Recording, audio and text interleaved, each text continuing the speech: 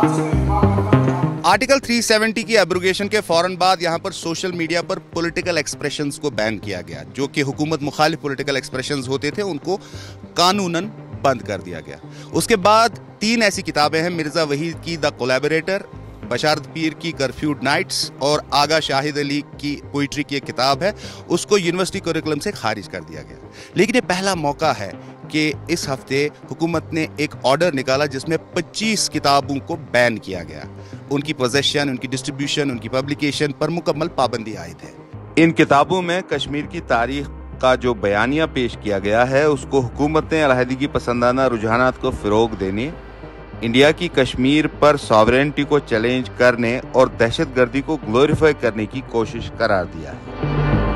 इन किताबों में अरुंधति राय की आज़ादी जो कि फिक्शनल अकाउंट है, विक्टोरिया शेफील्ड की कश्मीर की तारीख से मुतल्लिक किताब है और क्रिस्टोफर सिनेडन की एक किताब है जो कि पाकिस्तान के ज़ेर-ए-निज़ाम कश्मीर के क़याम से मुतल्लिक है।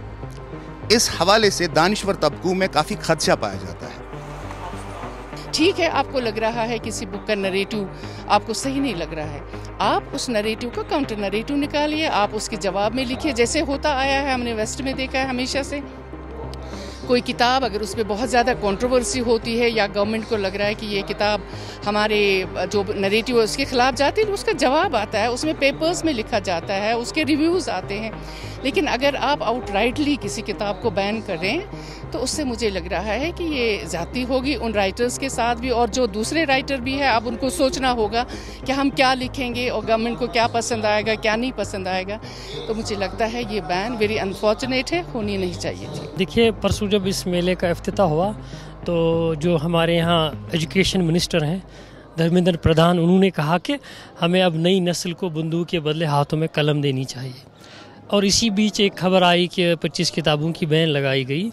मुझे लगता है कि ये अच्छी बात नहीं है, इसके बरक्स ये होना चाहिए, इन किताबों पे डिस्कस होनी चाहिए। गवर्नमेंट एक पैनल खड़ा करे जो इन किताबों में जो लिखा गया है उसके अपोजिशन में इस किताब के जवाब लिखे जाए, बनस्बती उनको बैन लगाई जाए।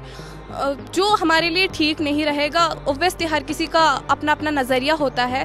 गवर्नमेंट को लगा होगा कि हमारे रूल्स एंड रेगुलेशंस के खिलाफ है, इसलिए बैन की होगी, अदरवाइज़ ऐसा कुछ है नहीं कि ऐसी कोई किताब बैन हुई हो। तो गवर्नमेंट अपने एंगल से देख रही है कि कोई किताब ऐसी ना हो जिसमें हमारे जो हमारी सॉवरेनिटी है उसके खिलाफ कुछ ना हो, या जिससे कुछ आगे जाके हमारी जनरेशन में कुछ ऐसा तजाद उनके जहनों में पैदा ना हो। तो वो गवर्नमेंट का काम है, लॉ एंड ऑर्डर का काम है उन चीज़ों को देखना।